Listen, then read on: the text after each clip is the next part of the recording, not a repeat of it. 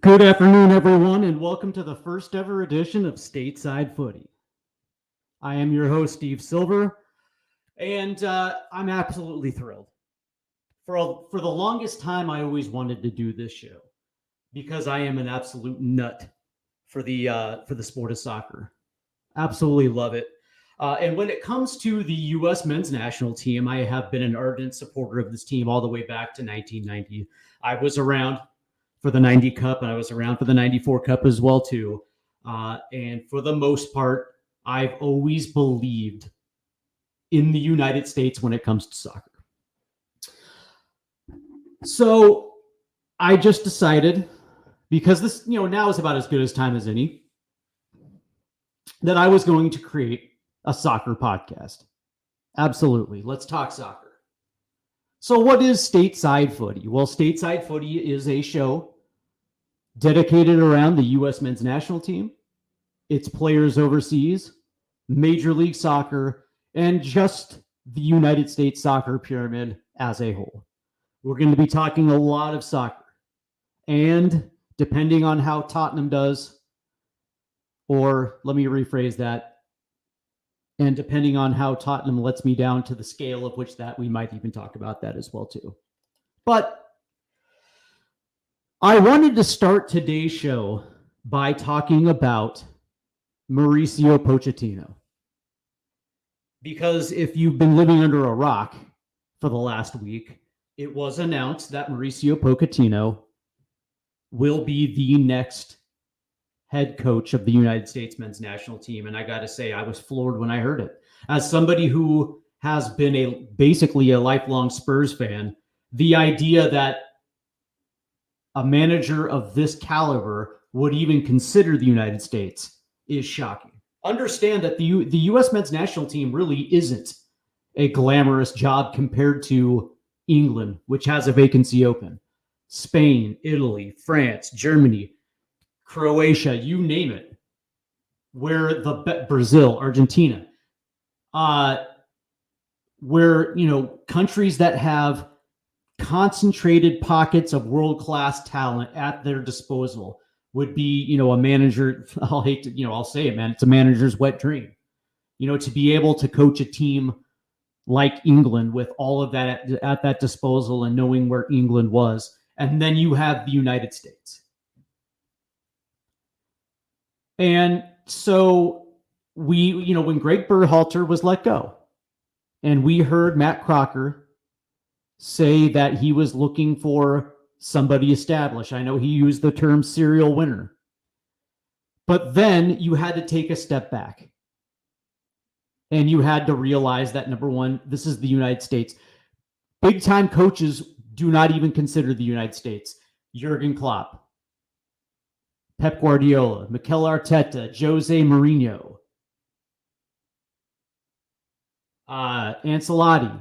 These guys will never come here.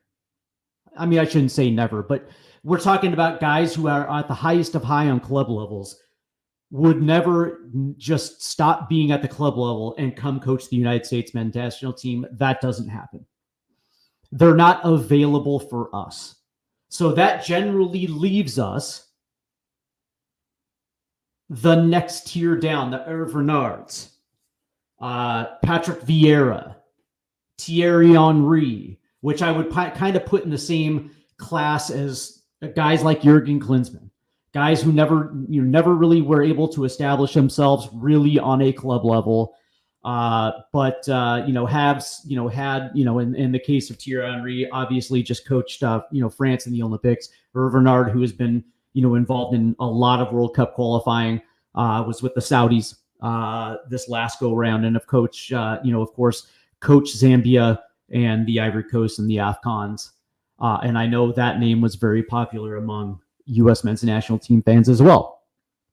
But I just assumed that it was going to be somebody with ties to the United States, somebody, like a Pellegrino Matarazzo, who's from Jersey, who has ties to the United States, who, was, who has had some success at the club level. especially with with his promotion battles. And I thought that was probably going to be as high as we would ever go. And it made a lot of sense. The only problem, obviously, was the timing issue. But, you figure that if Matt Crocker, is in the range of $3 to $5 million per year, Pellegrino Matarazzo would at least sit down and have a conversation with them. And of course, there's always the MLS coaches. And of course, Steve Cherundolo's name was thrown out there. I know Wilfred Nancy was, if you're going to go MLS, go Wilfred Nancy. I always wondered why Brian Schmetzer was never a part of that conversation, because as far as MLS coaches go, he is the most decorated, active coach in Major League Soccer. What he's done in the Sounder organization. He's been around since he was a player with the old NASL Sounders, and he was a coach of the A-League and USL version of the Sounders. He was Ziggy Schmid's assistant, and during that time, they won 2 US Open Cups and a Supporter Shield. As a head coach, he's won 2 MLS Cups and the CONCACAF Champions League as well too. So I mean, it seems kind of funny that was never mentioned, but I digress. And then we heard Mauricio Pochettino. And I got excited because this is not just an A+, it's a home, whatever adjective you want to use to describe this, because this doesn't happen. Guys like Pochettino do not choose the United States, and yet we were able to get him. Of the available head coaches that we had to, put offers forth, he is the best coach that was available. And I don't want to hear about Hervé Renard or Thierry Henry, Patrick Vieira. Pochettino blows all those dudes out of the way.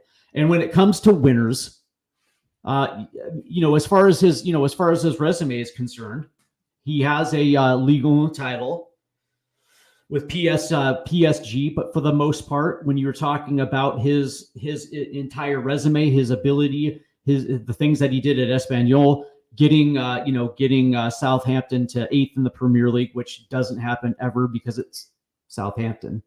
And then parlaying that into his run at Tottenham. And of course, I'm very familiar with his run at Tottenham. And the best way that I can describe his years with Tottenham is the fact that he got them punching above their weight.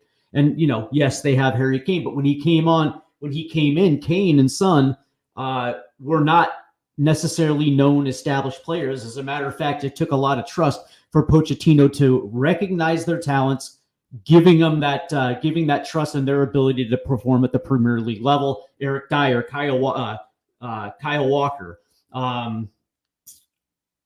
Dele Alli, some of these guys that he gave their first cup of coffee at the Premier League level, the trust that he put into them, and then all of a sudden these players turn out to be world class. That's Mauricio Pochettino. For me, that is worth its weight in gold. The fact that he understands that maybe, you might not necessarily be a household name, but your skill and your technical ability is there. You can compete at this level. So I'm going to go ahead and give you the keys to this car, and I'm going to let you drive. That type of faith. And then we saw what Tottenham did. You go from being Tottenham. Let's understand. As much as I love Spurs, man, let's understand that generally speaking, they're somewhere between like sixth and ninth on the table. And a lot of that has to do with Daniel Levy and the fact that he does not like to spend money. And that was the case under Mauricio Pochettino. Did not spend money. As a matter of fact, by the time they got to the Champions League, that starting 11 was pretty much the same. Now, of course, they did spend on fringe squad players. But I mean, as far as giving Harry Kane the necessary help that he needed in order to win that game, or at least win a Premier League, that never happened. So unfortunately, Mauricio Pochettino had to milk the last little bit of talent out of Lucas Moura to get them over. I don't know about you, man. That's, a guy like Mauricio Pochettino who has the ultimate faith in his players and their abilities to get it done. A lot of trust. And of course, that comes with the players understanding exactly what they're expected. Mauricio Pochettino does that. From day one, he establishes the ground rules. You will know exactly where you're at with Pochettino, and you know exactly what's expected. So if you come to training and you work hard, the sky's the limit for you under Mauricio Pochettino. And of course, he's well respected within English football. Absolutely, man.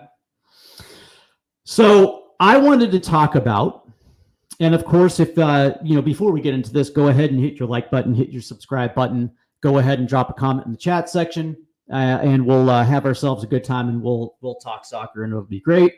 All right, so I wanted to start this by doing the two things that Mauricio Pochettino must do day one in order to establish himself, not just in the eyes of the federation, but also the player pool as well, too.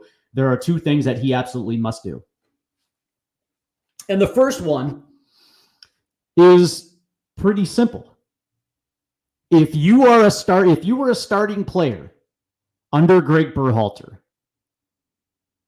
there is no guarantee that you're going to be starting, because the base rule that you must have, Mauricio, if you are not playing at your club, do not expect to be called into any camp. Now, that's not to say that their involvement with the national team is over. It's just you need to get your club situation taken care of ASAP. That's it. So guys like Matt Turner, who is I believe is the third string goalie at Nottingham Forest, he's not even appearing in cup games, right? So how are you going to be a third stringer for a low table Premier League team and expect to come in and get starting minutes with the national team? It's not going to happen. Gio Reyna, who is still working himself back and ingratiating with his coach at Dortmund, recently just had a German Cup match, didn't feature. And I've heard that there have been secret training sessions between coaches and Gio Reyna at Dortmund to get him up to speed, or whatever the case may be. So that might change over the course of the next couple of weeks. You might even see Reyna coming off the bench to get late game minutes. You might see him in cup matches. But until that is situated, I'm sorry to say this, Gio, as talented as I think you are, you're not coming into camp. It just is what it is, man. We have guys like Paxton Aronson, who I believe is playing at Utrecht in the Eredivisie, who's playing pretty goddamn well as of right now. Ricardo Pepi, I like Ricardo, but he's not appearing. He's not appearing in any games for PSV yet.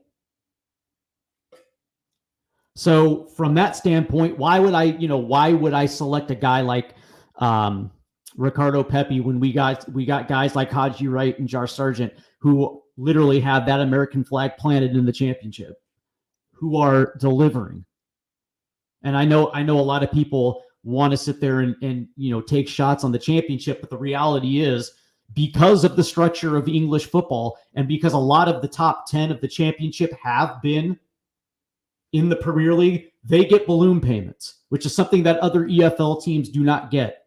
And because of that, a lot of these teams have a lot of good balance, which means, yes, they do have the ability to put the ball in the back of the net, but they also have pretty good defenses. And the reality is, these teams want to continue to get the Premier League, because obviously a newly promoted team is going to get a balloon payment of $100 million. These teams want that. So at least with the top 10 in the championship, you're going to see a lot of teams that are very balanced offense, defense. And then you see a dude in Coventry like Haji Wright, who is, his setup play is unbelievable. That dude is playing very well. Josh Sargent, who last year had a little bit, had some injury issues, but he still managed to put 15 goals on the board, and it wasn't even a full season. And so at that point, Josh Sargent is right there, man. He is right there. And if that dude can stay healthy and put in a full season and get those goal totals anywhere between 25, 30 across all competitions, he's going to find himself in the Premier League. Simple as that. If I'm Mauricio Pochettino, and you know what, listen, I like Flo Balogun, man. I really do. That dude is going to be phenomenal. And he's starting, has gotten off to a little bit of a slow start. But, you know, if you're coming in with 3 strikers, that's it, man. It's those 3. You know, Winston McKennie, you know, still, who knows how that's going to get resolved with Juve. But at the end of the day, man, if you're not performing, we have other guys who are, and that has to be the baseline expectation for Mauricio Pochettino, because in other World Cup, in other U.S. men's national team cycles, whether it was Bora in '94, whether it was what's his name?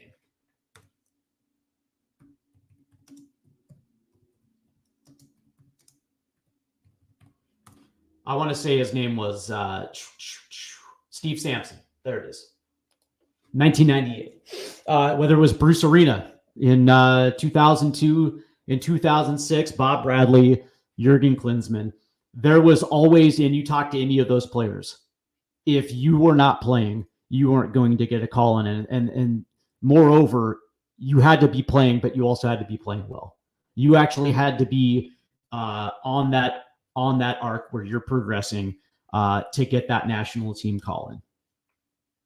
And that was it. So a lot of guys were left off, man. A lot of guys who thought they were left off. And that had always been the consistent theme of the U.S. men's national team, calling guys in. You know, if you were a young guy who were on the fringes of the pool, a lot of that would be determined on the league that you're playing, you know, what position you're at, obviously, and then, you know, your production. But that was that, man. And that has to be, there cannot be a culture where guys are just expecting starting minutes. Doesn't work that way, man. It doesn't work that way. I don't give a shit if you were a part of the World Cup team, and I don't care if you were a part of the Copa America team. It doesn't work that way. I'm sorry.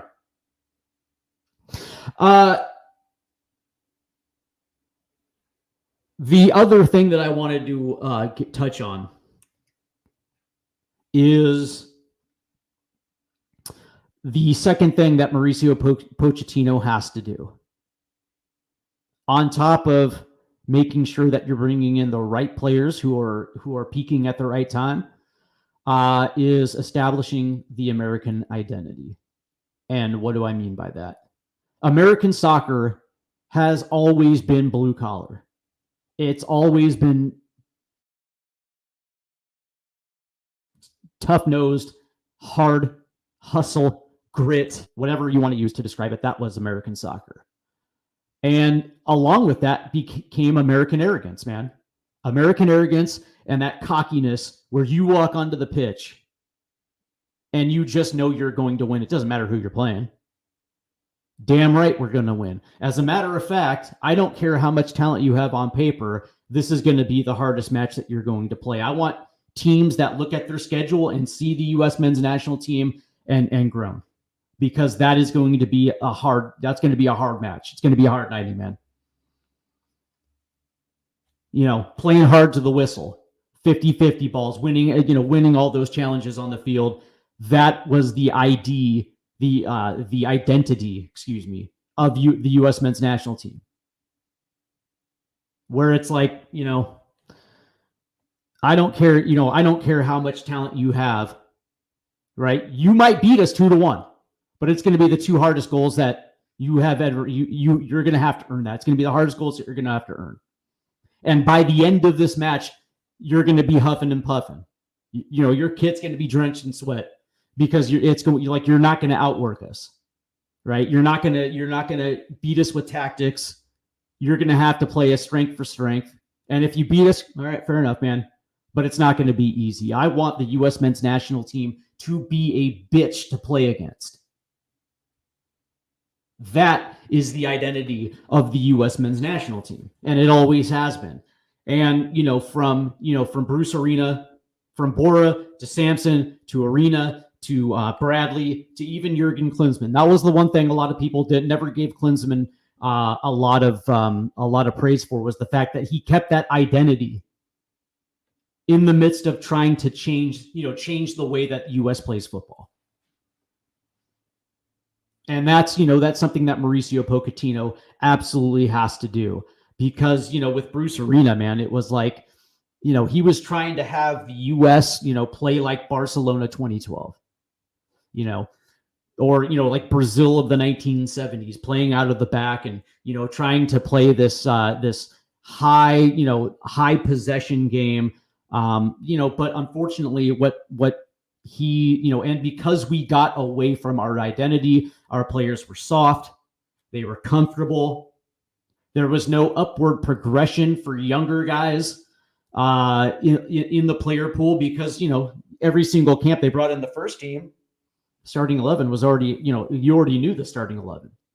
And even if you came into camp and you put in a good camp, or even in friendlies, where you would think that would be the time where some of these young guys would come in and maybe get a start or two, because that's what you use friendlies for. This isn't Gold Cup. It's not Nations League. It's not Copa America, World Cup, where for a fact that you have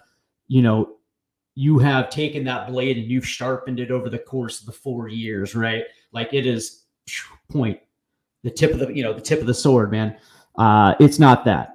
Friendlies that's exactly what friendlies are for, where you can call in your American-based player pool, the MLS side, for some of these, depending on what's happening over in the European leagues.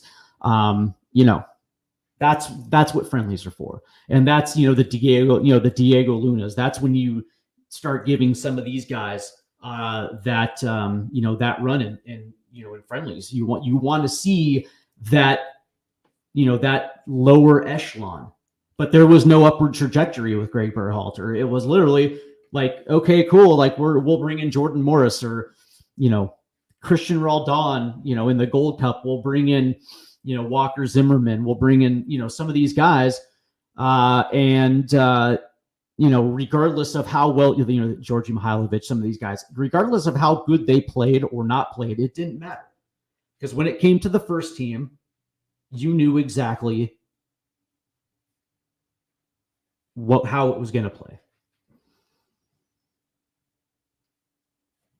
That can't happen, man. It absolutely cannot happen. The American identity is an absolute must, because what ends up happening, if this is the way that we play, it's going to have a trickle-down effect through the lower ends of your pool, because you're going to have guys who are going to have to come in and bust their ass. They're going to have to impress. It's seriously.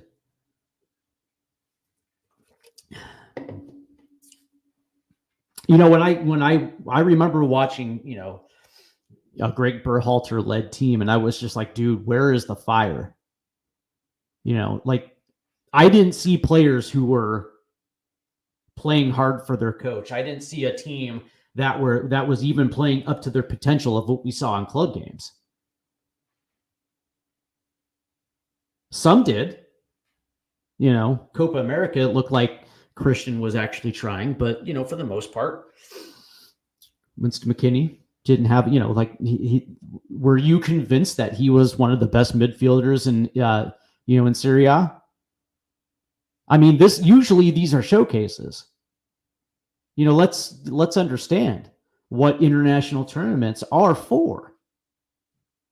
That's why you're on a national team, because the national team is a vehicle to better your club career, which means there has to be a certain amount of fire in which you play for. But there's also a baseline expectation of how to represent the United States of America. And that's something that has to be 100% established on the first day. That it's an honor to get capped for the United States of America. And make no mistake, man, I've heard this player pool referred to as the golden generation. And I'll say this, man, Is it for you, the U.S. men's national team? 100%. Talent-wise, it's the best. Like, I'm trying to think back, like, was it better than 2014? 100%. 100%. Certain areas might have been better, but you get what I'm saying. Overall, the talent pool is far deeper and it's far better. Now, does that mean that it's world class? No, it's not. But for the U.S. men's national team, it's the most vibrant, it's the most deepest, and I don't think that can be denied. And one of the things that Mauricio Pochettino has to do is establish that baseline of expectations. Like, dude, you're not going to go to a hookah bar. You know what I mean? Like, you're here to represent this country and you're here to win tournaments. That's it. And if you're not committed, that's fine. There's going to be 3 other guys behind you in that position that will. And it's about as simple as that. Like, it has to be ruthlessly pragmatic, because after all, that's international football to begin with anyways. Club soccer is very advantageous because you're there with them 11 months out of the year. So strengths and weaknesses, and like the little things that you can do to tweak and put a player in their best position. But when it comes to international football, you don't have that, man. You have maybe 3-4 international breaks a year. You're with them for maybe 3 or 4 training sessions, then it's on the pitch. Boom, boom, boom. That's it. That is what you got.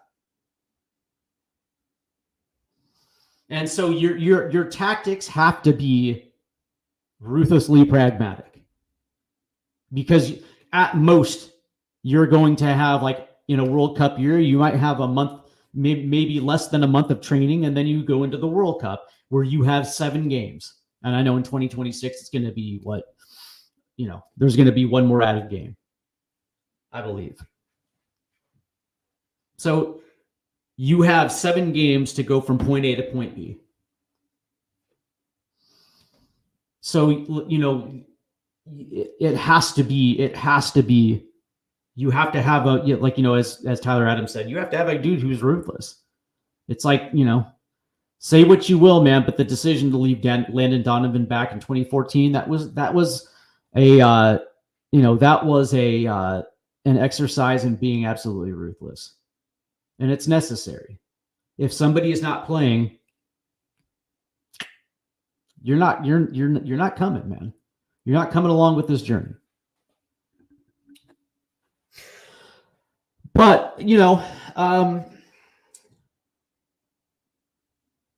it's been a while since I've been this fired up for a U.S. men's national team coach. As a matter of fact, I still believe to this day that Jurgen Klinsmann would have got this team qualified for 2018.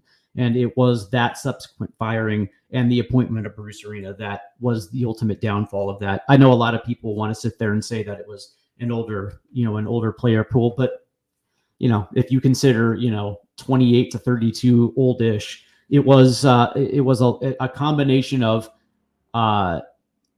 having that thrown into chaos, and then you put in a coach that nobody respects, and those results preceded it. But I digress. I'll just say this, that because the United States does not get these type of hires, that's what makes this sweet to me. You're getting a Premier League level manager. That's the appointment. That's what gets me fired up, because this is a dude who easily could have been the Manchester United manager. He was talking with United. He was talking with Newcastle. That was, that's the level in what we're getting.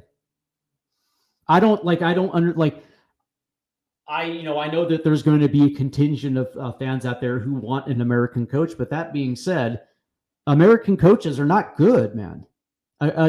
Compared to their, global counterparts, man, the American coach really isn't great. There's a reason why Jesse Marsh left. He went from head coach to overseas assistant. And a lot of people thought this was a step down, but it actually was a step up. Because there's certain things that you have to cultivate, right? Relationships, but also you want to work with people that have better tactics than you do. And again, it's the always iron sharpens iron, man. Like that is how you develop very good coaches, American coaches. And a lot more American coaches should be overseas.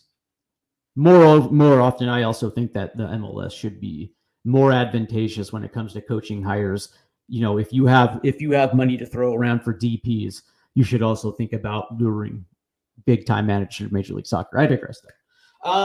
But yeah, I wanted to throw my 2 cents in there. And of course, as this show kind of progresses along, and as far as more that we have a lot more audiences as well too.